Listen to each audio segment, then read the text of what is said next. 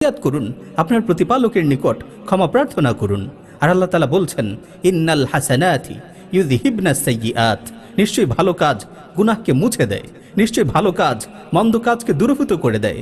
আপনি গোপনে বেশি বেশি করে দান সাদাকা করুন, কেননা হাদিসে এসেছে, সাদাকাতুস সিররি তুতফিউ গাদাবার রব, গোপনে দান সাদাকা আল্লাহর ক্রোধকে কমিয়ে দেয়।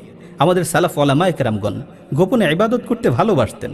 ইবাদতের ক্ষেত্রে তারা এতটাই গোপনীয়তা অবলম্বন করতেন যে তাদের ইবাদত সম্পর্কে তাদের স্ত্রী সন্তান এমনকি ঘরের লোকেরাও পর্যন্ত জানত না। এটাই ছিল ইবাদতের ক্ষেত্রে আমাদের সালাফদের নীতি। সুতরাং আপনি গোপনে আল্লাহর ইবাদত করুন। আপনি প্রমাণ করে দেখিয়ে দিন যে, হে আল্লাহ, আমি যেভাবে গোপনে পাপাচারে লিপ্ত হয়েছিলাম ঠিক তেমনিভাবে এখন গোপনে তোমার ইবাদত করছি, তোমার কাছে ফরিয়াদ করছি, তোমার কাছে দুহাত তুলে তাওবা করছি। প্রিয় ভাই ও বোন, নির্জন মুহূর্তে বেশি বেশি করে আল্লাহকে ভয় করুন। সূরা মুলকের 12